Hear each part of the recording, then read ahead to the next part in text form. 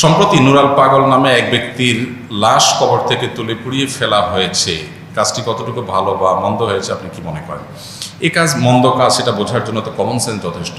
ইমানদারও হওয়া লাগে না, কমন সেন্স থাকলে বোঝা যায় একজন মানুষের লাশের সাথে কোনো প্রকার অসম্মানজনক আচরণ করা ইসলাম আমাদেরকে অনুমোদন করে না।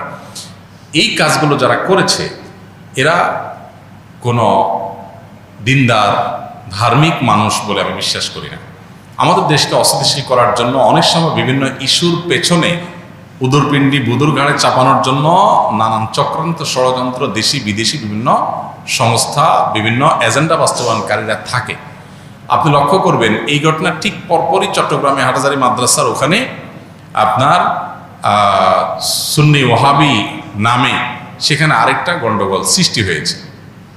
তো পরপর এই ঘটনাগুলো সৃষ্টি হওয়া দ্বারা বোঝা যাচ্ছে এটার পেছনে কোনো মাস্টার প্ল্যান হয়তো কাজ করেছে। সাধারণ মানুষের আবেগ, সাধারণ মানুষের অনুভূতি এগুলোকে কেন্দ্র করে আপনার মানুষকে উত্তপ্ত করা, ক্ষিপ্ত করা বা আপনার কোনো অশুভ শক্তি নেতৃত্ব দিয়ে গাইডলাইন করে প্ল্যান ওয়াইজ এগুলো ঘটাচ্ছে কিনা সেটা খতিয়ে দেখাটা যথাযথ কর্তৃপক্ষের দায়িত্ব। তাছাড়া নুরাল পাগলার এখানে শরিয়া বিরোধী যে কাজগুলো হচ্ছে, বাংলাদেশের 99.9% মানুষ বা তারও বেশি সংখ্যক মানুষ মুসলমানদের মধ্যে, তাদের মধ্যে যে বিশ্বাস আছে সে বিশ্বাস পরিপন্থী কাজ বা মুসলমানদেরকে আহত করতে পারে, ক্ষিপ্ত করতে পারে, সেরকম কাজ যখন হয় তখন প্রশাসনের দায়িত্ব থাকে সেটাকে কন্ট্রোলে আনা, সেটা বন্ধ করা বা সেটার জন্য যথাযথ পদক্ষেপ গ্রহণ করা। সেটা না করে এটাকে এই পর্যন্ত যেতে দেওয়া হলো কেন সেটাও একটা বড় প্রশ্নের বিষয়। তো এখানে আমরা কি ঘটেছে তার জন্য দায় কাঁদে সেটা আমরা তো বলার কোনো প্রশ্নই ওঠে না, কারণ আমরা জানি না যে পেছনের ঘটনা আসলে কার কতটুকু।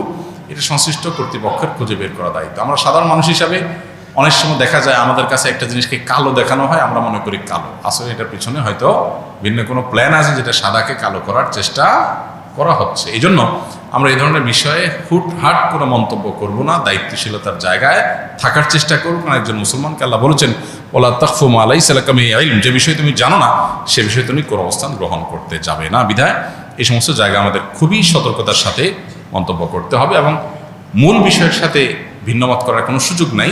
নবী করিম সাল্লাল্লাহু আলাইহি সাল্লামের হাদিস রয়েছে, নাহান নবী সাল্লাল্লাহু আলাইহি ওয়াসাল্লাম আনিল মুসলা, নবীজি রণাঙ্গনে যুদ্ধক্ষেত্রে পর্যন্ত প্রতিপক্ষ মুসলমানদের শত্রু পক্ষের কারোর লাশ বিকৃতি সাধন করতে নিষেধ করেছেন। আজকের পৃথিবীতে কত পৈশাচিক উল্লাস মানুষ করে। নবীজি সাল্লাল্লাহু আলাইহি সাল্লাম এতগুলো যুদ্ধে অংশগ্রহণ করেছেন, নেতৃত্ব দিয়েছেন, একটি যুদ্ধে কেউ দেখাতে পারবে না আবু জাহাল আবু লাহাবের মতো কাট্টা কাফেরেরও নাক কান কেটে ফেলা হয়েছে, হাত পা কেটে ফেলা হয়েছে, বিকৃতি সাধন করা হয়েছে, আপনার পৈশাচিক আনন্দ করা হয়েছে, তাকে হত্যা করে, এরকম কেউ দেখাতে পারবে না। অতএব একজন মুসলমান তিনি কোন অবস্থাতে এই ধরনের বিষয়কে সমর্থন করতে পারেন না।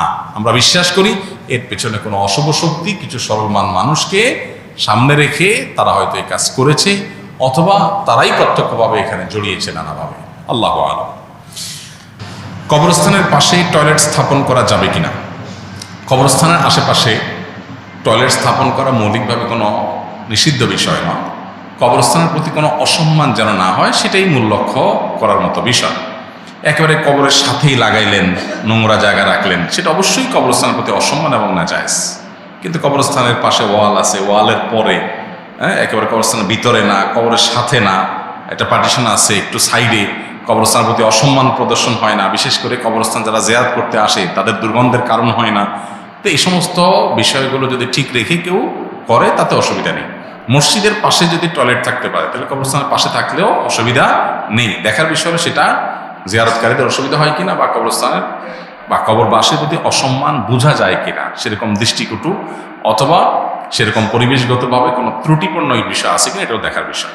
এরপরে প্রশ্ন হলো সূরা পড়ার, নামাজে সূরা পড়ার ধারাবাহিকতাটা কি? অনেকে বলে যে প্রথম রাকাতে নাকি সূরা ফাতিহা পড়ার পর যেই সূরা পড়ব দ্বিতীয় রাকাতে নাকি তার থেকে ছোট সূরা পড়তে হবে, তৃতীয় রাকাতে এবং চতুর্থ রাকাতে আবার এর থেকেও ছোট।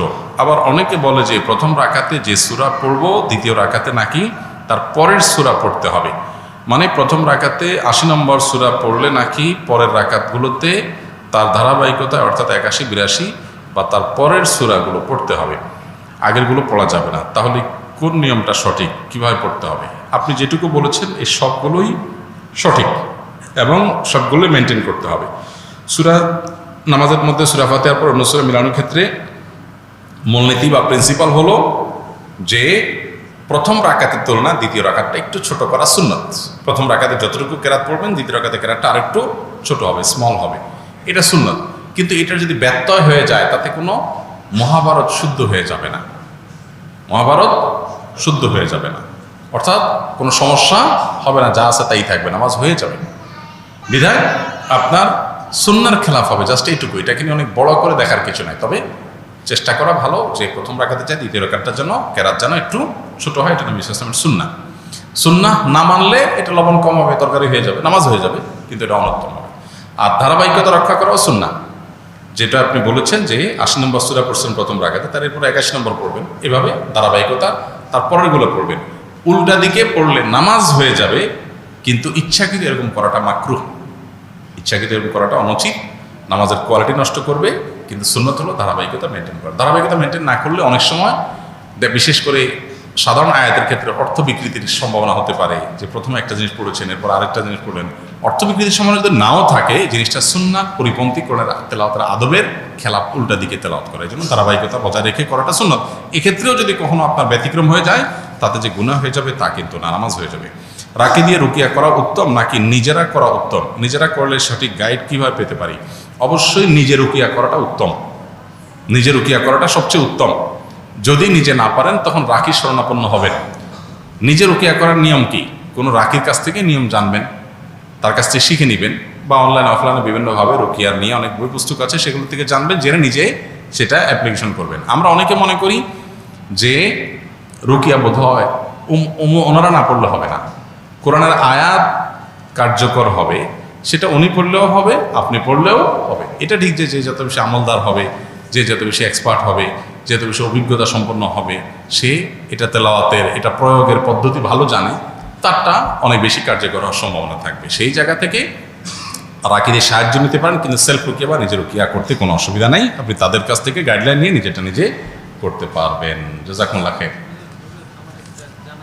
আমার বাবা স্ট্রোক করে শয্যাশায়ী হয়ে আছেন দীর্ঘদিন ধরে। তিনি সারা জীবন ওনার ভাই বোনের মানুষ করেছেন, কিন্তু তিনি আমার মায়ের সাথে বরাবরই অসদাচরণ করেছেন। এখন দীর্ঘদিন অসুস্থ থাকার পরেও ওনার ভাই বোন ওনার চিকিৎসা ভার বহন করেননি। আর আমার নানুর পরিবারও চিকিৎসা খরচ বহন করার ব্যাপারে অসম্মত। আমি এখনও স্টুডেন্ট, বিধায় আমার পক্ষেও চিকিৎসা করা সম্ভব হচ্ছে না। আমি কি সন্তান হিসাবে বাবার দায়িত্ব পালনে ব্যর্থ? আপনার বাবা আপনার মার সাথে খারাপ আচরণ করলেও সন্তান হিসাবে আপনি আপনার বাবার প্রতি আপনার দায়িত্ব আদায়ে ঘাটতি করতে পারবেন না। তিনি অন্যায় করে থাকলে তিনি আল্লাহর কাছে দায়ী থাকবেন, কিন্তু আপনারটা আপনি করতে হবে। মনের বিরুদ্ধে যে হলো আল্লাহকে খুশি করার জন্য আপনি এটা করবেন। সামর্থ্য থাকলে সাহায্য করবেন, সামর্থ্য যদি না থাকে তাহলে সেক্ষেত্রে আপনার দায় নাই। কিন্তু সামর্থ্য নাই যে এটা ক্লিয়ার হইতে হবে। সামর্থ্য নাই এর মানে কি? আপনি কেউ ভালোভাবে চলেন, তাকে মিনিমামটা আপনি হেল্প করছেন না, সেটা হলে আপনি গুনাহগার হবেন। আর যদি আপনার আসলেই কোনো সামর্থ্য না থাকে তাহলে আল্লাহর কাছে দায় নাই। কিন্তু সামর্থ্য নাই এই কথাটা খুব সহজ কথা না, এটা প্রমাণ করাটা খুব জটিল। আমরা অনেকেই অনেক অহেতুক খরচ বা অতিরিক্ত খরচ করে, যেগুলো বাঁচায়া চাইলে এরকম বিপদগ্রস্ত বা অসুস্থ বাবার পাশে আমরা দাঁড়াতে পারি, সেই চেষ্টা আমাদের করতে হবে।